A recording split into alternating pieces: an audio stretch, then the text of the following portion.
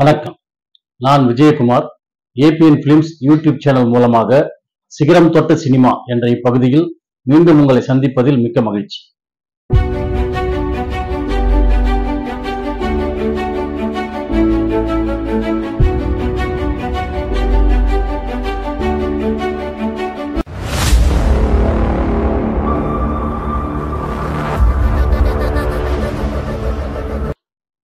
இந்த சிகரம் தொட்ட சினிமாவில் நாம் பழைய படங்கள் பலவற்றை பேசிக் கொண்டு வருகிறோம். அதுபோல் இன்று நாம் பேசப் போகும் படம் என்னவென்று பார்த்தீர்களேயானால், மாயாஜாலங்களால் தமிழ் ரசிகர்களை மிகவும் பிரமிக்க வைத்து ரசிக்க வைத்த திரைப்படம் மாயா பஜார்.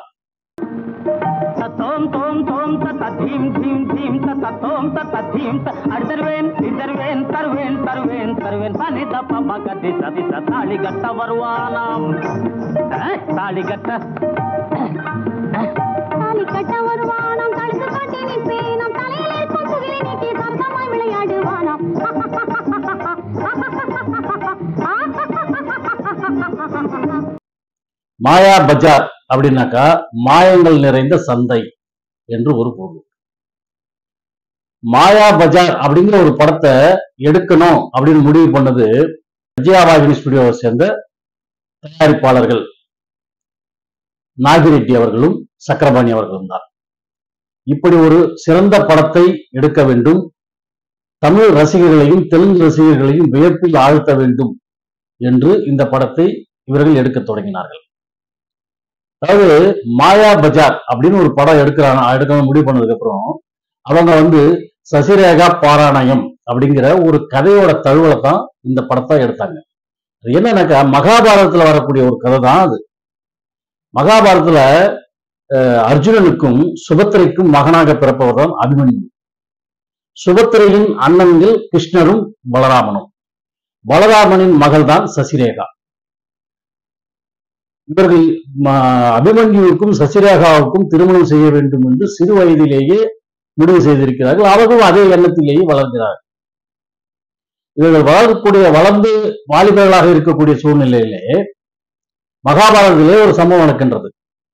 அதாவது சகுனியின் சூழ்ச்சியினால் பாண்டவர்கள் சூதாட்டத்துக்கு இறங்கி தன்னுடைய சொத்துக்கள் அனைத்தையும் இழந்து மனைவியையும் இழந்து பிறகு வனவாசம் செல்கிறார்கள். அப்படிப்பட்ட சூழ்நிலையில் இவர்களின் திருமணம் நடக்குமா என்ற சந்தேகம் எழுகிறது. இது பலராமனுக்கு தெரிய வருகிறது. பாண்டவர்களை கௌரவர்கள் சூழ்ச்சியால் சூதாட்டம் ஆட வைத்து அனைத்தையும் பிடுங்கிக் கொண்டார்கள். இதனால் கோபமடைந்த பலராமன் கௌரவ கூட்டத்தை எச்சரிக்க வேண்டும் என்பதற்காக அஸ்தினாபுரம் செல்கிறார். அங்கே அஸ்தினாபுரம் செல்லும் பொழுது அங்கு சகுனி பலராமனை தன்வசப்படுத்திக் கொண்டால் வருங்காலத்தில் நாம் சிறப்பாக பாண்டவர்களை ஈஸியாக எதிர்க்க முடியும் என்று முடிவு செய்து பலராமர் அவர்களை தன்வசப்படுத்துவதற்கு உண்டான வழிமுறைகளை துரியோதனனுக்கு சொல்லிக் கொடுத்தார்.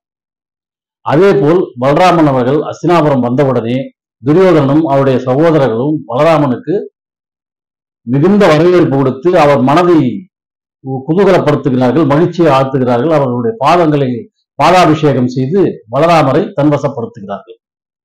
அப்பொழுது இத்தனை அன்பு வைத்திருக்கும் துரியோதனா, உனக்கு நான் என்ன கைமாறு செய்ய வேண்டும், நீ என்ன வரம் கேட்கிறாயோ கேள் என்று கேட்க, சகுனியின் சூழ்ச்சியின் காரணமாக துரியோதனன் அவனுடைய மகனான லக்ஷ்மணகுமாரனுக்கு சசிரேகாவை கேட்கிறார். பலராமனும் சந்தோஷத்தில் வாக்கு கொடுத்துகிறார். திரும்ப அவருடைய மிதிலைக்கு மதுராபுரிக்கு தன் மனைவியிடம் நடந்த விஷயத்தை சொல்கிறார். இதனால் அவருடைய மனைவியும் சந்தோஷப்படுகிறார். அனைத்தையும் இழந்து தவிக்கும் இவர்களுக்கு பெண்ணை கொடுப்பதை விட துரியோதனின் மகன் லக்ஷ்மணகுமாரனுக்கே இந்த பெண்ணை கொடுத்து விடலாம் என்று முடிவு செய்கிறார்கள். இது சுபத்திரைக்கு கோபத்தை உண்டாக்குகிறது. இந்த கோபத்தினால் அவள் வெளியேறுகிறாள். தன் மகன் அபிமன்யுவை அழைத்துக் கொண்டு வெளியேறும் பொழுது அவள் இடும்பாவனத்திற்குள் செல்கிறாள். அங்கே இடும்பவனத்தை ஆட்சி செய்து கொண்டிருக்கும் கடோத்கஜன் அபிமன்யு வருவதை தடுக்கிறான். இவருக்குள் போர் மூழ்கிறது. இருவரும் சண்டையிட்டுக் கொண்டிருக்கும் போதே கடோத்கஜனுக்கு ஒரு சந்தேகம் எழுகிறது. நாம் எத்தனை பெரிய வீரன், எத்தனை மாயதந்திரங்களை கற்றவன், ஆனால் இந்த சிறுவனிடம் என்னால் ஒன்றும் செய்ய முடியவில்லையே ஏன் என்ற சந்தேகம் எழும்பொழுதுதான் சுபத்திரை சொல்கிறார், அவர்கள் பாண்டவருடைய மூன்றாவது மகனான அர்ஜுனனின் மனைவி சுபத்திரை, அர்ஜுனனுக்கு பிறந்தவன் தான் அபிமன்யு, இவனை எதிர்க்க வல்லவனா இந்த அரக்கன் என்று பேசும்போதுதான் கடோத்கஜனுக்கு தெரிகிறது தன்னுடைய சிற்றப்பனின் மகன் என்று. வந்திருப்பவன் சிற்றன்னை, வந்திருப்பவன் தம்பி என்பது புரிந்து சந்தோஷம் அடைகிறான். அவர்களும் நான் பீமசேனனுக்கும் இடும்பிக்கும் மகனாக பிறந்த கடோத்கஜன், என்னை மன்னித்து விடுங்கள் என்று அவர்களை அழைத்துக் கொண்டு இடும்பவனத்திற்குள் அவருடைய அரண்மனைக்கு செல்கிறார். அங்கிருக்கும் தாயிடம் இவர்களை காட்டி விஷயங்களை சொல்கிறார். அவர்கள் சந்தோஷப்படுகிறார்கள். பிறகு சுபத்திரையின் கவலை என்ன என்று கடோத்கஜன் கேட்க சுபத்திரை நடந்தவற்றை சொல்கிறார்.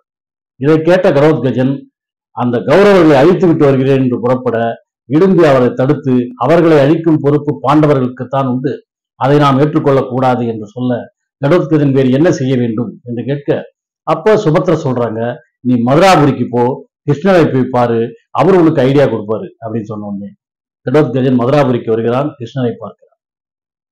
கிருஷ்ணர் என்றது சசிரேகாவை உன் மந்திர சக்தியால் தூக்கி கொண்டு உன் இடும்பவனத்திற்கு சென்று விடு, அங்கு அவளை விட்டுவிட்டு நீ இங்கு வா, இங்கு வந்து நீ சசிரேகாவாக உருமாறி அந்த லக்கணகுமாரனை பயமுறுத்து என்று கிருஷ்ணர் கூறுகிறார்.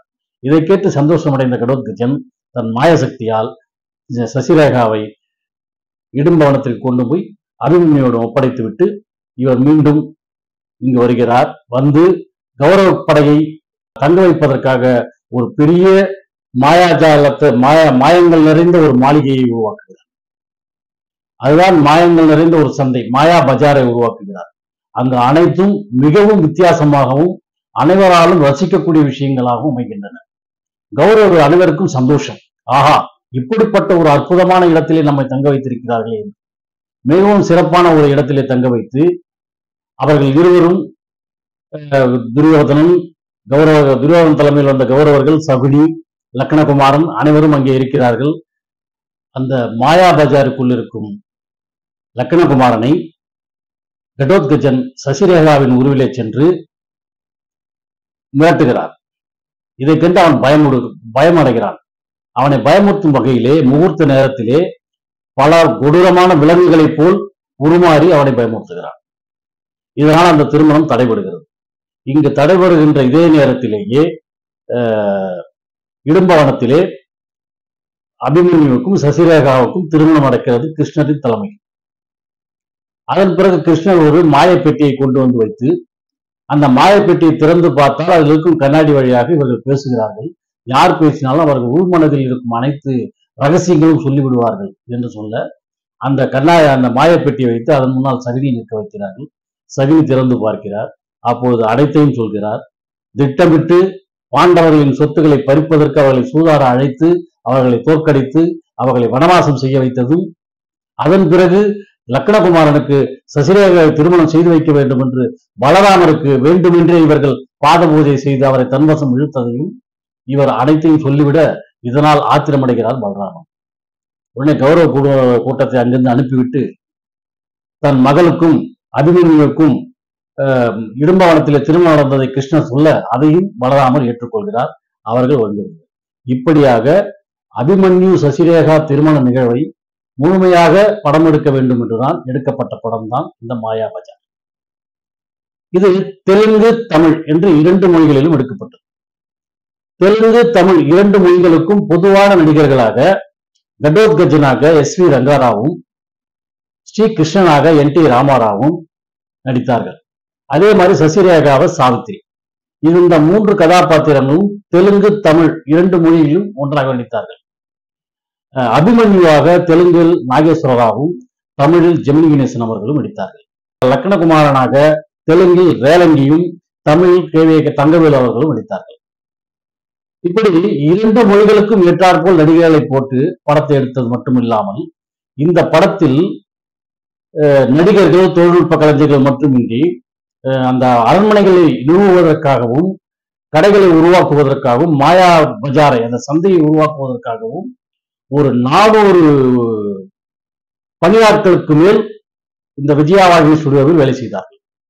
ஆக ஒட்டுமொத்தமாக பார்த்தீர்களானால் இந்த படத்துக்கு ஒரு 1000 பேருக்கு மேல் வேலை செய்திருக்கிறார்கள். அதுவும் இந்த படம் அந்த செட்டு போடுவதற்கு மட்டுமே ஓராண்டுகள் ஆகியிருக்கிறது. அது மட்டும் இல்லாமல் இவர்கள் படப்பிடிப்பு நடத்துவதற்கும் படத்தை மேம்படுத்துவதற்கும் மேலும் பல ஆண்டுகளான இந்த படத்திற்கு கண்டசாலா இசையமைத்திருக்கிறார். பாடல்கள் அனைத்தும் மிகவும் அற்புதமாக அமைந்திருக்கும். கல்யாண சமையல் சாப்பாட்டை கடற்கரை சாப்பிட போகும்போது அது ஒரு பாடல் வைத்திருப்பார்கள். கல்யாண சமையல் சாதம் காய்கறிகளும் பிரமாதம், இந்த கௌரவ பிரசாதம் இதுவே எனக்கு போதும். காய்கறிகளும் பிரமாதம், அந்த கௌரவ பிரசாதம் இதுவே எனக்கு போதும்